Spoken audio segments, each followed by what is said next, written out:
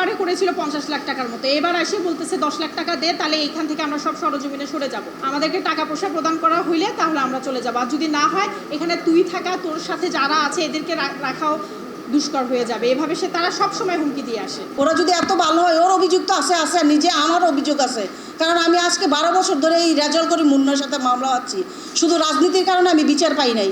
কি আসলে কি আমরা বিচার পাবো না? আমরা কি এই দেশের নাগরিক না, নাকি আমরা গরিব বলে বিচার পাবো না? আজকে এই সংবাদ সম্মেলন করার মূল লক্ষ্য সেটা হচ্ছে মাহবুব আলম যে আওয়ামী লীগের দোসর হিসেবে পরিচিত, ফ্যাসিস্ট সরকার গেলেও তার যে দোসররা এখন তো যায়নি, তারা বিভিন্নভাবে সে এত কিছু, আমাদের যে মামলা চলমান আছে তার বিরুদ্ধে একটা নিষেধাজ্ঞা আছে, তারপরও সে নিষেধাজ্ঞা তোয়াক্কা না করে, আইনের আদালত তোয়াক্কা না করে সে বারবার নামজারি করার প্রচেষ্টা করেছে।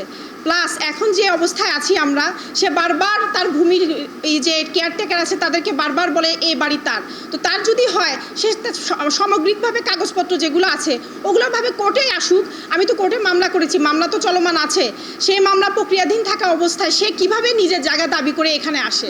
আর বারবার সে আমার বাসায় আমার বাচ্চা সহকারে আমাদের যা সমস্ত ভাড়াটি আছে তাদের সাথে দুর্ব্যবহার করে।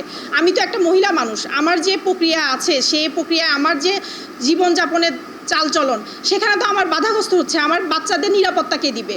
এর আগে আমার স্বামীর উপর হামলা করা হয়, আমার উপরে হামলা করা হচ্ছে। তো এই যে ওনারা যে আগে প্রথমে আওয়ামী লীগ থাকে, কয়দিন পরে আবার অন্য ধরে অন্য নেতাদের হাত ধরে এসে আমাদের নানাভাবে হুমকি দেয়, কেন এরকম হবে? এখানে কি আইন আদালত নাই?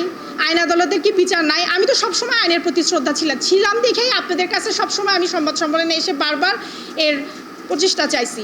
24 তারিখ সে সার্ভেয়ার অফিস থেকে বিভিন্ন লোক আসে, সার্ভেয়ার কার্যক্রম পরিচালনার জন্য আসে। এই যে তাহের মাহবুব আলমের যে সেক্রেটারি আছে, সে বারবার বলতেছে এটা তার জায়গা। তো আমি বলছি তার জায়গায় তো তার কাগজপত্র কোথায়? সে সেটা দেখাতে বাধ্য হয়। সে বারবার জোরপূর্বকভাবে আমার গেটে ঢোকার চেষ্টা করে। আমি বাধা প্রদান করলে সে নানা রকম অকথ্য ভাষায় গালাগালি, তখন আমরা বাঁচার উদ্দেশ্যে তার সে হাতাহাতি হয়। হ্যাঁ, সে প্রায় 10-12 জন সাথে নিয়েছিল।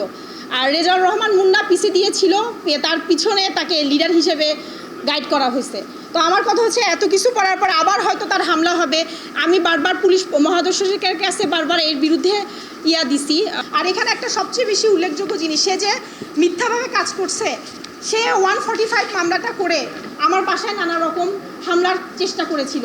সে যদি প্রকৃত অর্থেই এই ভূমির মালিক হইতো, 145 করে কেউ কি এই মামলা প্রত্যাহার করে নেয়? সে নিজের স্টেটমেন্ট অনুযায়ী তার মামলা প্রত্যাহার করে নিয়েছে।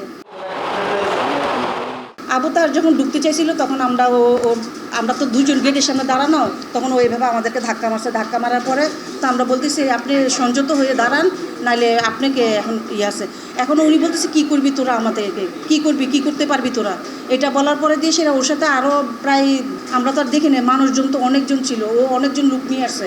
পরে দিয়ে সেরা ওর সাথে কথা কাটাকাটি বলে, তো ওকে ভিতরে ঢুকতে দিচ্ছি না যে ওর বাড়ি, তো তোর বাড়ি হলে তুই কাগজপত্র দেখা, সেটাও দেখাইতে পারতেছে না। পরে এগুলো তর্ক বিতর্ক হওয়াতে ও আমাদের গায়ে যখন ঢুকে আসছে তখন আমাদের এক পর্যায়ে হাতাহাতি হয়ে গেছে।